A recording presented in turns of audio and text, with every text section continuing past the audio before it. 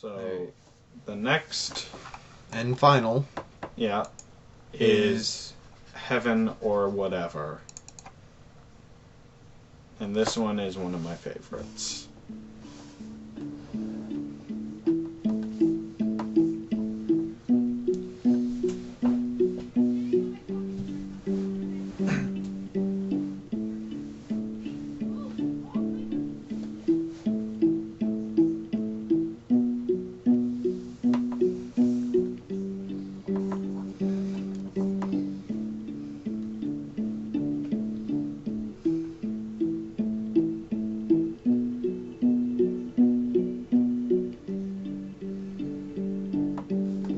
You can't just do whatever. The words stumbled out of you like a drunk leaving a bar looking for a fresh new last call. You were not a man of words, but did your best to offer advice you offered me. You can't just do whatever. And I know what you meant. You meant that whatever I choose to do, I must not be aimless. I must not simply spin this globe and go wherever I stick my finger, because 71% of the time I will end up in the ocean. And if I do end up in the ocean, I can't just do whatever. I better learn to swim. You can't just do whatever. The conversation came after you asked me about heaven. Told me that you thought heaven would be specific to each person, and that each person would have their own version of it, then asked me what mine would be. I was so scared to tell you. I don't have one. But you nodded your head, as if confirming a suspicion that perhaps school had robbed me of a belief in some stories. You said, you don't have to believe what I believe, it's enough to be good. Be good? I will. I will think about your heaven. Your heaven would be the same haircut forever. It would be a stick, a dog, and some distance, a lawn that always needs mowing, a six-pack of Pilsner short bottles, and your real teeth back, because your dentures could never master that bottle-opening trick that you love to do. The first time you tried it with dentures, I had nightmares for a month because I thought your mouth had fallen off. Your heaven would be Austria before the war, and Canada after you met Grandma. It would be head cheese sandwiches and blood sausage, other deli meats that would ensure you would never ever have to entertain dinner guests, and I would never be in danger of having my lunch stolen. Your heaven would be a stash of raisins and problems that you could fix with your hands. I remember you tried to fix everything with your hands. I remember the difficult days. I remember the bandages. They looked like tiny blankets, as if your knuckles had all gone off to bed. Walls that looked like they'd said something that got under your skin and were suddenly made to pay for it. I know you were an angry man. Fingertips like spent shotgun shells, bleeding smoke cocktails of gunpowder and singed plastic. You had what some people would call a temper. But you loved a good joke, even if it was on you.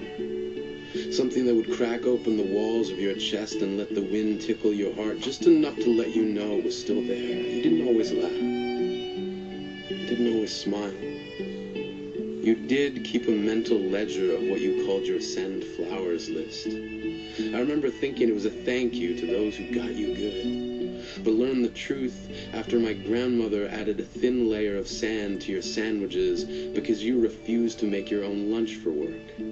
You told me about it when you picked me up from school that day. You said, Grandma just made the send flowers list. And I asked, because you love her so much? And you said, because I'm going to kill her. Of course you didn't.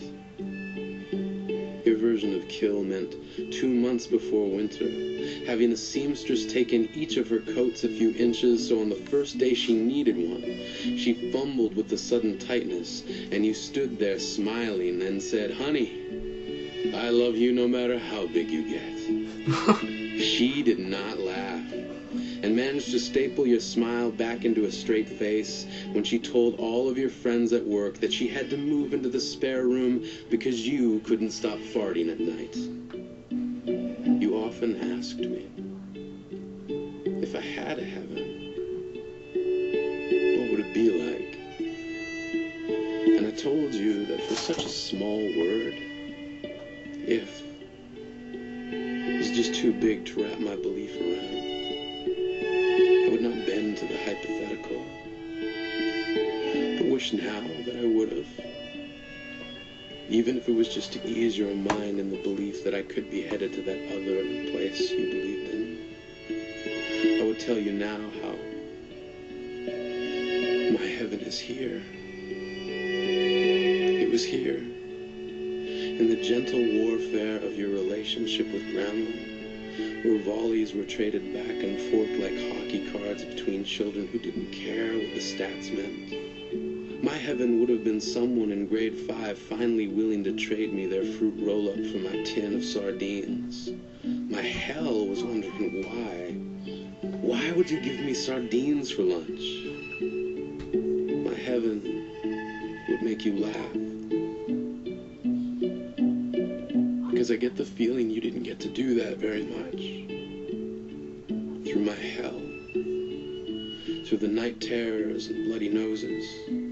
Through the eyes, black, bruised back, sneak attack, knapsack, and winter coat hijacks, you did your best to seal up the cracks in my armor and made my heaven here.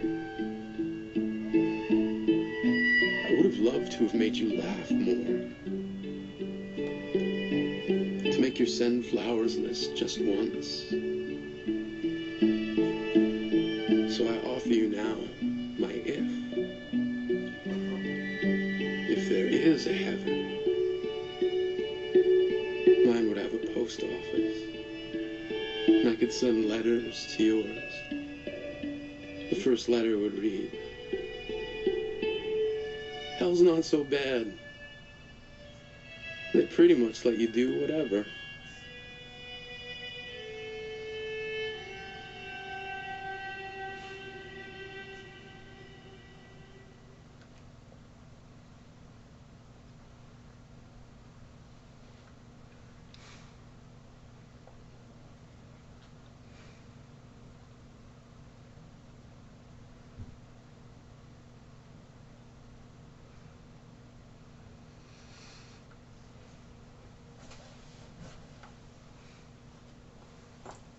So, Speechless. Alright. Before I start crying on camera, I have been the Kid of the Forest. and I have been Titanic Neo-Typhlosion. And as always, guys, stay awesome, keep breathing, and yeah, enjoy your day. Bye. Bye.